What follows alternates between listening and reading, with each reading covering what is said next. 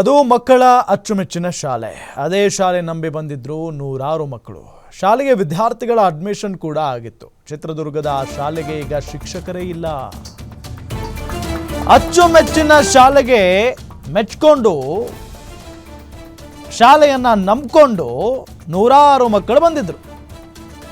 ಶಾಲೆಗೆ ವಿದ್ಯಾರ್ಥಿಗಳ ಅಡ್ಮಿಷನ್ ಕೂಡ ಆಗೋಗಿತ್ತು. ಆದರೆ ಚಿತ್ರದುರ್ಗದ ಆ ಶಾಲೆಗೆ ಈಗ ಶಿಕ್ಷಕರೇ ಇಲ್ಲ.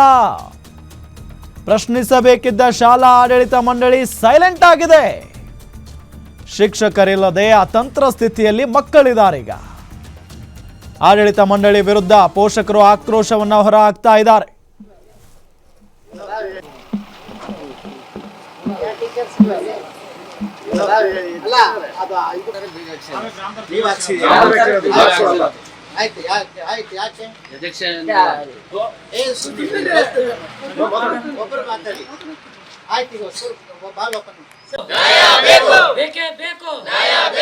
ನಮ್ಮ ಮಕ್ಕಳ ಶಿಕ್ಷಣಕ್ಕಾಗಿ ಶಾಲಾ ಅಧಿಕಾರಿಗಳು ಬರಬೇಕು.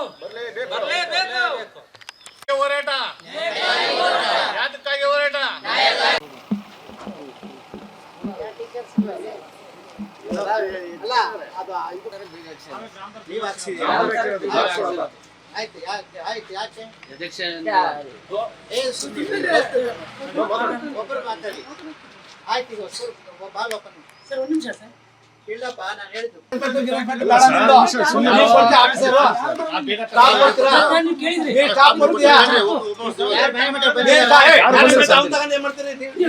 ಈ ಒಂದು ಏನು ನಮ್ಮ ನೇತಾಜಿ ವಸತಿಯುತ ಪ್ರೌಢಶಾಲೆ ಇದೆ, ಇದು ಸುಮಾರು 79-80 ಪ್ರಾರಂಭ ಆಯಿತು.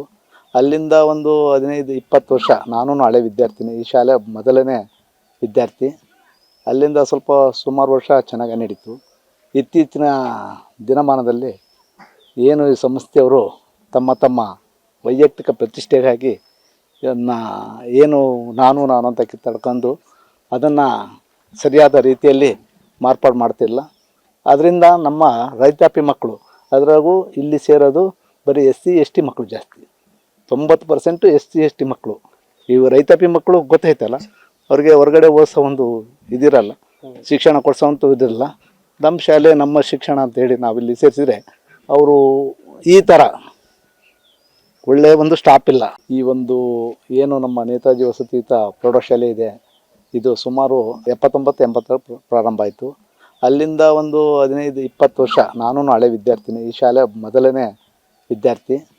ಅಲ್ಲಿಂದ ಸ್ವಲ್ಪ ಸುಮಾರು ವರ್ಷ ಚೆನ್ನಾಗಿ ನಡೀತು. ಇತ್ತೀಚಿನ ದಿನಮಾನದಲ್ಲಿ ಏನು ಈ ಸಂಸ್ಥೆಯವರು ತಮ್ಮ ವೈಯಕ್ತಿಕ ಪ್ರತಿಷ್ಠೆಗಾಗಿ ಏನು ನಾನು ಅಂತ ಕಿತ್ತಾಡ್ಕೊಂಡು ಅದನ್ನು ಸರಿಯಾದ ರೀತಿಯಲ್ಲಿ ಮಾರ್ಪಾಡು ಮಾಡ್ತಿಲ್ಲ.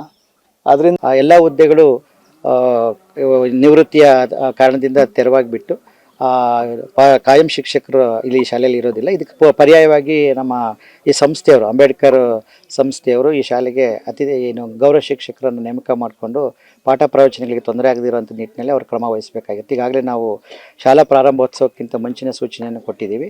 ಆದರೆ ಇದುವರೆಗೂ ಸಹ ಅವ್ರು ನಿರ್ಲಕ್ಷ್ಯ ವಹಿಸಿಬಿಟ್ಟು ಇರುವಂಥ 6 ಜನ ಶಿಕ್ಷಕರಲ್ಲಿ ಕೇವಲ 3 ಜನ ಶಿಕ್ಷಕರನ್ನ ಮಾತ್ರ ನೇಮಕ ಮಾಡ್ಕೊಂಡು ಇನ್ನು 3 ಜನಕ್ಕೂ ನೇಮಕ ಮಾಡ್ಕೊಳ್ಳೋದಿಲ್ಲ. ಮತ್ತು ಅವರಿಗೆ ಯಾವುದೇ ರೀತಿಯ ಭತ್ಯೆಗಳನ್ನು ಮತ್ತು ಯಾವುದೇ ರೀತಿಯ ವೇತನವನ್ನು ಸಹ ಕೊಡದೆ ಇರೋದರಿಂದ ಶಾಲೆಯ ಶೈಕ್ಷಣಿಕ ಚಟುವಟಿಕೆಗಳಿಗೆ ತೊಂದರೆ ಆಗಿದೆ ಅಂತ ಗ್ರಾಮಸ್ಥರು ಮನವಿಯನ್ನು ಮಾಡಿ ಒಂದು ಧರಣಿಯನ್ನು ಮಾಡಿದ್ರಿಂದ ಇವತ್ತು ಶಾಲೆಗೆ ಭೇಟಿ ನೀಡಲಾಗಿದೆ. ಎಲ್ಲ ಹುದ್ದೆಗಳು ನಿವೃತ್ತಿಯ ಕಾರಣದಿಂದ ತೆರವಾಗಿಬಿಟ್ಟು ಕಾಯಂ ಶಿಕ್ಷಕರು ಇಲ್ಲಿ ಶಾಲೆಯಲ್ಲಿ ಇರೋದಿಲ್ಲ. ಇದಕ್ಕೆ ಪರ್ಯಾಯವಾಗಿ ಇದರ ಬಗ್ಗೆ ಮಾತನಾಡೋದಕ್ಕೆ ಚಿತ್ರದುರ್ಗದ BEO ಅವರೇ ಸಿಕ್ಕಿದ್ದಾರೆ, ನಾಗಭೂಷಣ್ ಅವರು. ಸರ್ ನಮಸ್ಕಾರ. ಸರ್ ನಮಸ್ತೆ. ಸರ್ ವಿಚಾರ ಗೊತ್ತಾಯ್ತಾ? ಗೊತ್ತಿದೆ. ಇದು ಅಂಬೇಡ್ಕರ್ ಸಂಸ್ಥೆ ಅಡಿನಲ್ಲಿ ನಡೀತಕ್ಕಂತ ಒಂದು ಅನುದಾನಿತ ಪ್ರೌಢಶಾಲೆ ಇದು.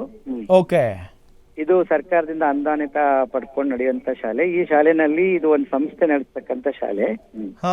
ಇಲ್ಲಿ ಮುಖ್ಯವಾಗಿ ಈಗಾಗಲೇ ಸುಮಾರು 5 ವರ್ಷದಿಂದ ಇಲ್ಲಿ ಶಿಕ್ಷಕರು ನಿವೃತ್ತಿ ಮತ್ತು ಬೇರೆ ಬೇರೆ ಕಾರಣಗಳಿಂದ ಹುದ್ದೆ ಖಾಲಿಯಾಗಿದೆ ಇಲ್ಲಿ.